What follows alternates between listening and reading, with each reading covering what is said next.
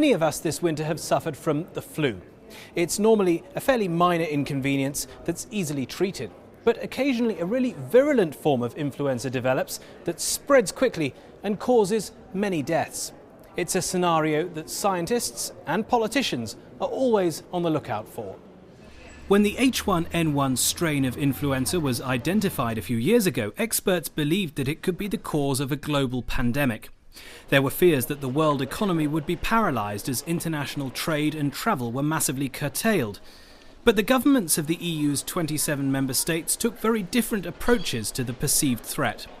Anne Delvaux is a Belgian member of the EPP Group who has organised a hearing to look at the ways the pandemic was handled across the EU. In Poland,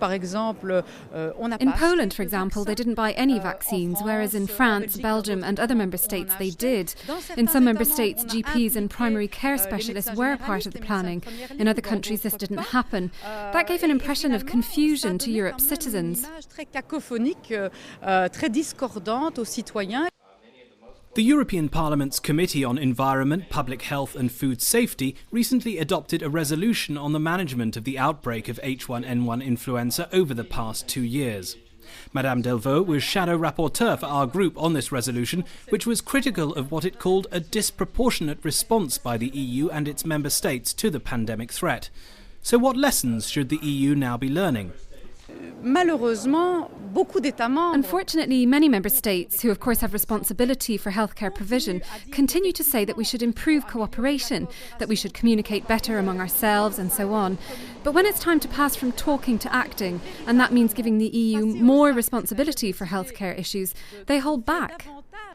Another of the issues under discussion has been the importance of widening the World Health Organization's definition of a pandemic to cover not only the spread of the disease but its relative strength.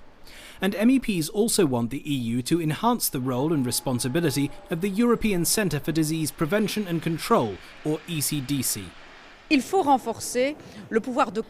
need to strengthen the coordination role of the ECDC. It needs to have a completely independent role in making evaluations, but not the same kind of evaluations as the World Health Organization. Its role is to warn us when there is a real risk at the European level.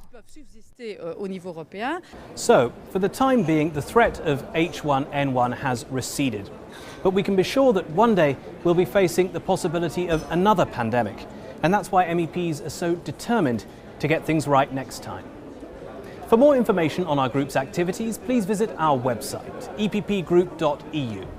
Thanks for watching, and see you again soon.